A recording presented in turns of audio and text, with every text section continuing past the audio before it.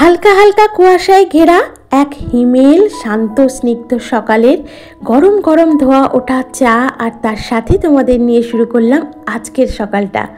সুপ্রভাত বন্ধুরা, আমি বিউ আর আমার সাধারণ ঘরকন্যা চ্যানেলের আবারও একটা নতুন ব্লগে তোমাদের সকলকে জানাই মিষ্টি ওয়েলকাম। এখন থাকতেই তোমাদের সাথে নিয়ে শুরু করে দিলাম আজকের ব্লগ। সাথে থাকো, আশা করি আজকের ব্লগ তোমাদের ভালো লাগবে।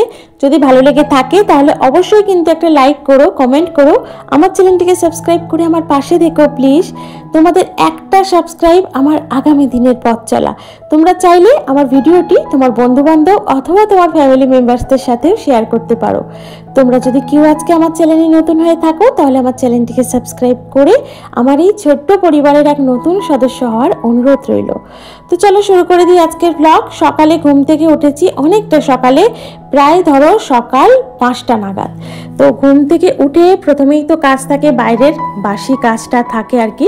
তো চারিদিকটা ঝাড়টাট দিয়ে পরিষ্কার করে জল টল দিয়ে ধোয়াধুয়ি করে একদম ঘরে চলে আসি, দিয়ে নিজে ফ্রেশ হয়ে যাই, নিজেকে একটু কেয়ার করে নিই, একটু চুলটা পরিপাটি করে বেঁধে নিই, হালকা একটু স্কিন কেয়ার করে নিই। তো এখন বাইরেটার দিকে তাকিয়ে দেখেছো হালকা হালকা কিন্তু ঠান্ডা পড়ছে। এটা বেশ বোঝা যাচ্ছে ওই সকাল সকাল ঘুম থেকে উঠলে আর ওই সন্ধ্যের দিকটায় করে, মানে সন্ধ্যের পর থেকে আর কি, যে সিজনটা আস্তে আস্তে চেঞ্জ হচ্ছে।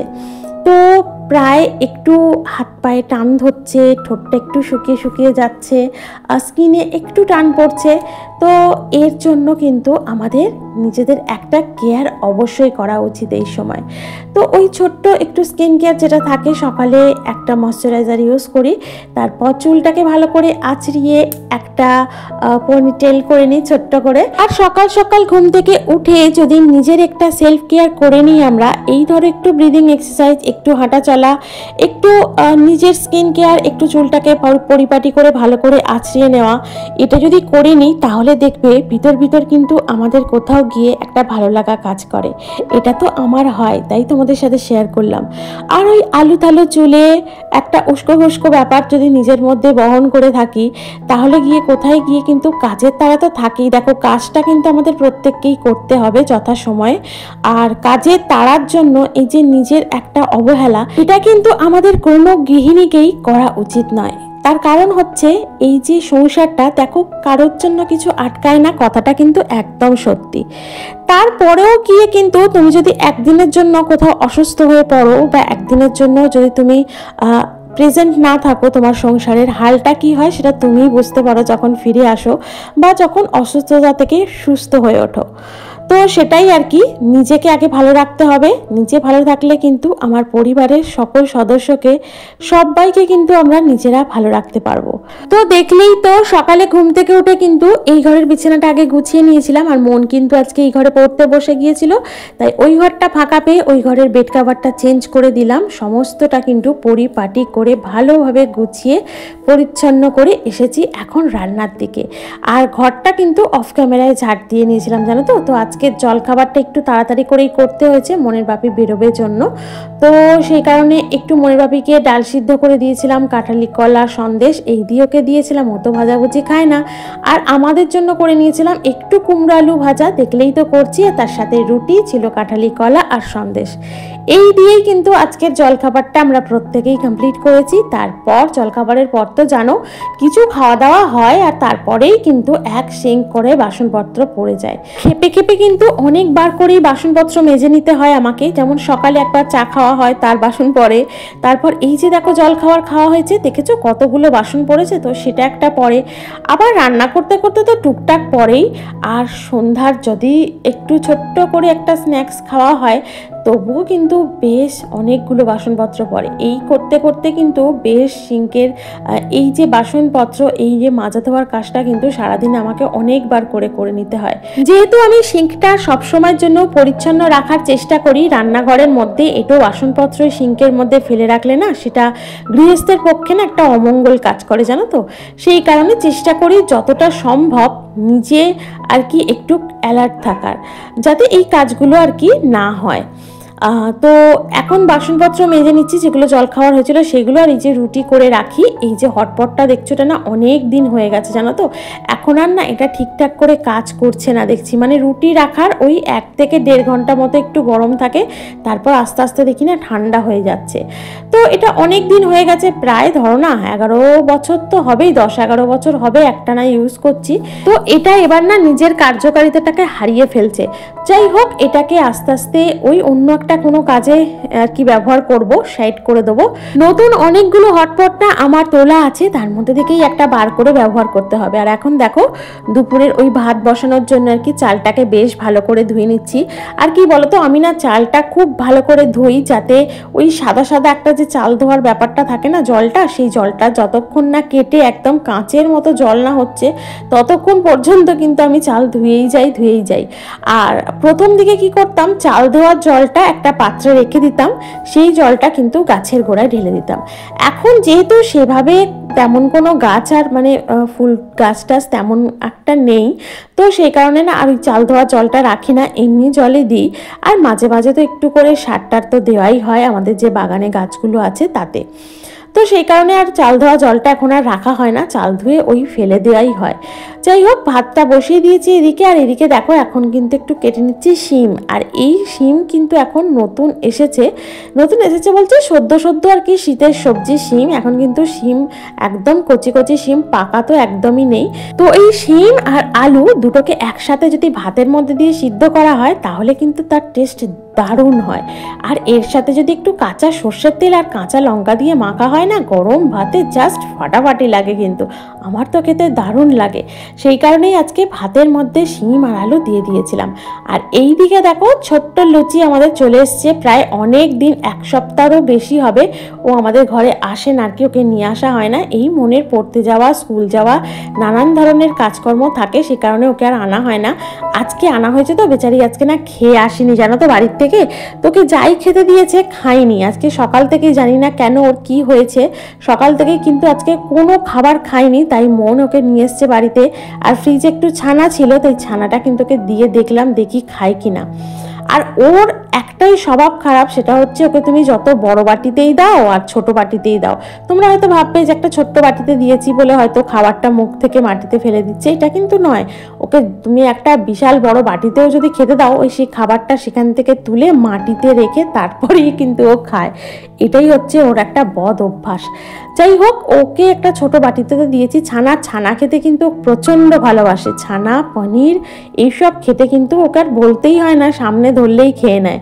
তো আজকে ওকে একটু ছানা দিলাম, যেহেতু ফ্রিজে ছিল সেই কারণে ছানাটা দিলাম। আর সকাল থেকে কিচ্ছু খাইনি, বর্দি বলছিল একদমই খাওয়া দাওয়া করছে না, জানি না কেন, দেখছি কত রোগা হয়ে গেছে। মানে 1 সপ্তাহ আসেনি তো তার মধ্যেই দেখছি বেশ অনেকটা রোগা রোগা লাগছে ওকে। যাই হোক, ছানাটা এখন খাওয়ালাম, কিছুক্ষণ পরে একটু জলও দিয়ে দেবো। আর এই যে ওর খেলনা বলতে কি বলতো, এই যে এই নারকোল মালাটা হচ্ছে ওর খেলনা। আর যাই পাবে না সব জিনিস দিয়েই ও আর কি ওই চিবোতে থাকে। তাই জন্য ওকে একদিন রাগ করে আমি নারকোল মালাটা দিয়েছিলাম, নে তুই এটা চিবো বলে। তো ওইটাই দেখছি না, বাড়ি আসলেই খালি ওইটাই খোঁজে, ওই নারকোল মালাটাই খোঁজে। যাই হোক, এদিকে মন ওকে নিয়ে এসেছিল, তো মন মাঝে মধ্যে একটু করে খেলছিল, একটু করে ওর মানে যে প্রজেক্টের কাজ আছে সেটা করছিল। আর এদিকে দেখো ভাত বসিয়েছিলাম, ভাত কিন্তু এখন আমার টকবগিয়ে ফুটছে। আর 2 দিন ধরে না ওই লুচি আসছিল না, তো মনেরও একটু মুডটা অফ ছিল দেখছিলাম। যাই হোক, 2 বন্ধু এখন মানে খুব খেলাধুলা করছে, যাকে ওরা খেলতে থাকুক। আর এদিকে কিন্তু আমি রান্নার দিকে মন দিলাম। এদিকে তো দেখলেই ভাত ফুটছে, আর এদিকে কিন্তু করে নিচ্ছিলাম উচ্ছে আলু ভাজা। জানো তো, এই যে বন্ধু কথাটা বললাম, এর থেকে কিন্তু একটা কথা মনে পড়ে গেল। একটা সময় জীবনে এমন আসে যখন নতুন নতুন অনেক বন্ধু আসে আমাদের জীবনে। নতুন মানুষদের সাথে কথা বলতে, তাদের জানতে, তাদের বুঝতে বেশ লাগে কিন্তু আমাদের। কিছু কিছু ক্ষেত্রে বা বিশেষ প্রয়োজনে তাদের কিন্তু মানিয়ে নেওয়ার চেষ্টাও করতে হয় আমাদের। কিন্তু পরে বোঝা যায়, যতই জীবনে নতুন বন্ধু আসুক না কেন, জীবনে 2-1 জন এমন মানুষ থাকে যাদের কোনো কারণ ছাড়াই জীবনে মনে রাখা যায়। আর হাজারো মান অভিমানের পরেও হয়তো তারাও রয়ে যেতে চায়, তাই রয়েও যায়। তাদের এই রয়ে যাওয়াই দিন শেষে আমাদের মনে একটা স্বস্তি এনে দেয়। কেউ তো আছে, কেউ তো আমাদের পাশে আছে আমাদের বন্ধু হয়ে। কি বলতো, চাওয়া পাওয়ার ঊর্ধ্বে গিয়ে যে সম্পর্কগুলো হয় আমাদের জীবনে, যে সম্পর্কগুলো তৈরি হয় আমাদের প্রত্যেকের জীবনে, সেগুলোই কিন্তু আজীবন থেকে যায়। কথায় বলে আবেগ যত কম জীবন ততই সুন্দর হয়। এই কথাগুলো শুধু বইয়ের পাতাতেই ভালো লাগে, কাউকে বলতে সেটাও ভালো লাগে, বাস্তবে তো তা হয় না। কি বলতো, কিছু ক্ষেত্রে আবেগ অনুভূতির বড্ড প্রয়োজন আছে, সবটা কিন্তু যান্ত্রিকতা দিয়ে হয় না। তোমাদের সাথে গল্প করতে করতে দেখো এদিকে আমার অনেকটা কাজ এগিয়ে গেছে। এদিকে কিন্তু আজকে করে নেবো আলু ফুলকপি দিয়ে পোস্ত, আর এদিকে তো দেখলেই উচ্ছে আলু ভাজা রেডি হয়ে গেছে। একদিকে ভাতও ফুটছিল, একদিকে আনাজপাতিও কেটে নিচ্ছিলাম। সব কিছু কিন্তু একা হাতে সমান তালে প্ল্যান মাফিক প্রত্যেক দিন এভাবেই চালিয়ে যাই। যাই হোক, এদিকে পোস্তটাও বেটে নিয়েছিলাম। পোস্তর মধ্যে দিয়েছিলাম একটু হলুদ গুঁড়ো, লঙ্কা গুঁড়ো আর গোটা কাঁচা লঙ্কা তো দিয়েই দেবো। তো সেটা দিয়েই আর কি ভালোভাবে কষিয়ে নিয়ে তারপর কিন্তু জল দিয়ে দেবো। আর প্রথমেই কিন্তু দেখলেই যে ফুলকপিটা ভালোভাবে লাল লাল করে ভেজে তুলে নিয়েছিলাম। আর এদিকে ফুলকপি আলু পোস্তটা বসালেই মোটামুটি রান্নার দিকটা আমার কমপ্লিট হয়ে যাবে। আজকে কি বলতো, ডালটার দিকে আর যায়নি, ডালটা আর করিনি, কারণ মনের বাপিকে তো সকালেই টিফিনে মসুরির ডাল সিদ্ধ আর রুটি দিয়েছিলাম, তাই আর আজকে ডালটা করলাম না। দুপুরের দিকে দেখা যাক রাতের কি মেনু হয়। তো আমার ফুলকপি আলুটা ভালোভাবেই কষানো হয়ে গেছে। ফুলকপিটা এখনো যদিও দিইনি, আলুটাকে দিয়েই ভালোভাবে পোস্তটা দিয়ে কষিয়ে নিয়ে তারপর জল ঢেলে দেবো, আর তারপর কিন্তু দিয়ে দেবো ভেজে তুলে রাখা ফুলকপিটা। তো এইভাবে ফুলকপি আলু পোস্ত করলে বেশ ভালো লাগে খেতে, বেশ মানে খুবই ভালো লাগে খেতে। আর এখন যেহেতু শীতকাল, তাই শীতকালের জন্য কিন্তু ফুলকপি তো আছেই। আর ফুলকপির এখন বিভিন্ন ধরনের রেসিপি আমাদের কিন্তু সত্যি মন ভরিয়ে দেয়। আর আমার কিন্তু বাঁধাকপির থেকে ফুলকপি খেতে বেশি ভালো লাগে। আর এদিকে আমার রান্না বান্নার সমস্তটাই কমপ্লিট। গ্যাস চিমনি পরিষ্কার করলেই কিন্তু আমার মোটামুটি আজকের দুপুরের দিকের আর কি সমস্ত কাজ কমপ্লিট হবে। এখনো তো বাসন টাসন মাজতে হবে আর কি, সিঙ্কে কয়েকটা বাসন আছে আর কি, থালা বাটি আছে। আর রান্নার পর রান্না সংলগ্ন যে কটা বাসনপত্র পড়ে আর কি, সেগুলো তো মেজে ধুয়ে নিতেই হবে। তো যাই হোক, দেখো এখন কিন্তু আমার রান্না পুরোটাই কমপ্লিট। আর এই কড়াইটা মোটামুটি রান্নার এই সমস্ত বাসনপত্রগুলো মাজা হলেই কিন্তু আজকের মতো আর কি আমার আর কি রান্নাটা কমপ্লিট হবে। আর এদিকে রান্নাটা কমপ্লিট করে নিয়ে এখনো কিন্তু একটা বড় কাজ বাকি আছে, সেটা হচ্ছে ঘরদোর মোছামুছি করা। আসলে সকালের দিকটা করিনি, তখন ছাড়টার দিয়েই রান্নার দিকে চলে এসেছিলাম। মনের বাপি একটু তাড়াতাড়ি করছিল বেরোনোর জন্য, তো সেই কারণে ঘরদোরটা তখন মোছামুছি করিনি। আর এখন রান্না টান্না শেষ করে নিয়ে ঘরদোরটা ভালো করে মোছামুছি করে নিয়ে তারপর কিন্তু চলে যাব স্নানে। স্নান টান করেই তো আছে পুজো, তারপর পুজো টুজো করে নিয়ে দুপুরের লাঞ্চ। আর এখন কিন্তু প্রার্থনার সময়টা অনেকটাই এগিয়ে এসছে মানে সন্ধ্যেটা কিন্তু অনেকটা তাড়াতাড়ি হয়ে যাচ্ছে, যেহেতু দিনটা এখন ছোট, তো সেই কারণে তাড়াতাড়ি করে সন্ধ্যে হয়ে যাচ্ছে। তো এই সন্ধ্যেটা হয়ে যাওয়ার জন্য প্রার্থনার সময়টা এখন অনেকটাই এগিয়ে এসছে, যার জন্য কি বলতো এই সমস্ত কাজকর্ম মিটিয়ে আর কি পুরোপুরি ফাঁকা হতে হতে মোটামুটি ওই 3:30 পৌনে 4 বেজেই যায়। আর 3:30 পৌনে 4 বাজা মানেই হচ্ছে ওই সন্ধ্যের দিকটায় আর কি এগিয়ে আসা। তখন তো আর একটু ঘুমানোও হয় না, কারণ ঘুমিয়ে পড়লে মানে ওভাবে তো ঠিক টাইমে উঠতে পারবো কি উঠতে পারবো না, তারপর মনের আর কি মনকে পড়তে নিয়ে যাওয়া থাকে, অনেক রকম কাজকর্ম থাকে জানো তো। বিকালের দিকটাও যে আমি একদম ফ্রিভাবে থাকি সেটাও নয়, সকাল থেকে চোখ খুলে থেকে নিয়ে যতক্ষণ না বিছানায় শুতে যাচ্ছি ততক্ষণ পর্যন্ত চলতে থাকে এক ভেবে সংসারের কাজগুলো একের পর এক। সমস্ত কিছু কাজকর্ম মিটিয়ে স্নান টান করে এখন কিন্তু একটু সময় পেয়েছি ঠাকুরের কাছে বসার, ঠাকুরের একটু সেবা দেওয়ার। তাই পুজোটাও করে নিলাম, মানে ঠাকুরের পুজোটাও আজকে করে নিলাম। ঠাকুরকে দেখো মানে সেবা দিয়ে দিয়েছি, জল টল দিয়ে দিয়েছি, আর ফুল দিয়ে সাজানোর পর কিন্তু ঠাকুরের বিধিটা অনেক সুন্দর লাগে দেখতে জানো তো। বসে বসে প্রায় কিছুক্ষণ মাকে দেখি, সত্যি সব ঠাকুরগুলোকে দেখি, আর ঠাকুরের কাছে বসে সময় কাটাতে আমার কিন্তু খুব ভালো লাগে। আর এদিকে দেখো স্নানের পর যে কটা জামা কাপড় ছিল আর কি, বেশি তো নেই আজকে, আর কাচাকুচির দিকে যাইনি। বেড কাভারটা তুলেছি দেখেছো, সেটাকে কিন্তু আবার রেখে দিয়েছি, আজকে আর কাচিনি। আসছে কালকে ইচ্ছা আছে মানে কেচে দেবো, তো সেই কারণে আজকে একটু তাড়াতাড়ি ছিল, মনের বাপি খুব তাড়াতাড়ি করছিল আর কি সকালের দিকটা, তাই আর কাচাকুচির দিকে যাইনি। আর এদিকে রান্নার কাজকর্ম মেটাতেই তো অনেকটা বেলা হয়ে গেল। আর এই যে মনের দুধ ভাত, মন তো জানোই নিরামিষ হলেই একটু দুধ ভাত খেতে মানে ভালোবাসে আর কি, পছন্দ করে। তাই দুধ ভাত আর আমাদের তো যা লাঞ্চ আমি করলাম, রান্না করলাম, সেগুলো সব দেখতেই পেলে। এই সমস্ত করার পর দুপুরবেলা ওই যে বললাম রেস্ট আর সেরকমভাবে হয়ই না। যাই হোক, সন্ধ্যার প্রার্থনার সময় যেহেতু হয়ে গেছে তাই চলেও এসেছি প্রার্থনাটা করে নিতে। এখন ধূপ দীপ শঙ্খ বাজিয়ে করে নেবো আমার দয়ালের আজকের সান্ধ্যকালীন বিনতি প্রার্থনা। তো বিনতি প্রার্থনা শেষ করার পর নিচে গিয়ে করে নেবো গরম গরম চা, যেটা খেলে এই যে সারা দিনের একটা ক্লান্তি সেটার থেকে কিন্তু একটু মানে আর কি রেহাই পাবো। সন্ধ্যের দিকে না, সকালের দিকেও চাটা মানে এখন কি ব্যাপার হয়েছে বলতো, সকালের দিকেও না খুব চা খেতে ইচ্ছা করে। জানি না এটা আমার নেশায় পরিণত হচ্ছে কিনা। আর সন্ধ্যের দিক হলেও কিন্তু বেশ মনে হয় যে একটু চা খাই, চাটা খেলে কিন্তু যেন মনে হয় এই যে একটা ক্লান্তি ক্লান্তি ভাব সেটা কিন্তু আস্তে আস্তে কেটে যায়, জানো তো। তাই না, সন্ধ্যের দিক সকালের দিকে আমি দুটো টাইমেই চা খাই, আর অন্য কোনো সময় তেমন একটা চা খেতে ইচ্ছাও করে না আর ভালোও লাগে না। তো দেখো এখন সন্ধ্যে টন্ধে দেওয়া হয়ে গেছে, আর ওই যে বললাম নিচে গিয়ে করে নেবো গরম গরম চা, আর বসেও দিয়েছি। আর মনকে নিয়ে তো পড়তে নিয়ে বেরোতে হবে, তাই চাটা করলাম, মায়ের জন্য করলাম, মাকে কিন্তু চা দিয়ে দিয়েছি, চা বিস্কিট দিয়ে দিয়েছি। আর আমিও কিন্তু গরম গরম চা, আর তার সাথে কিন্তু থাকছে ওই যে ঠেকুয়া। তো ঠেকুয়াটা না এখনও কিন্তু শেষ হয়নি, জানো তো, এখনও মোটামুটি অনেকগুলো ঠেকুয়া আছে যেগুলোকে আর কি খেয়ে খেয়ে শেষ করে ফেলতে হবে। আর চায়ের সাথে এই ঠেকুয়া খেতে কিন্তু আমার দুর্দান্ত লাগে।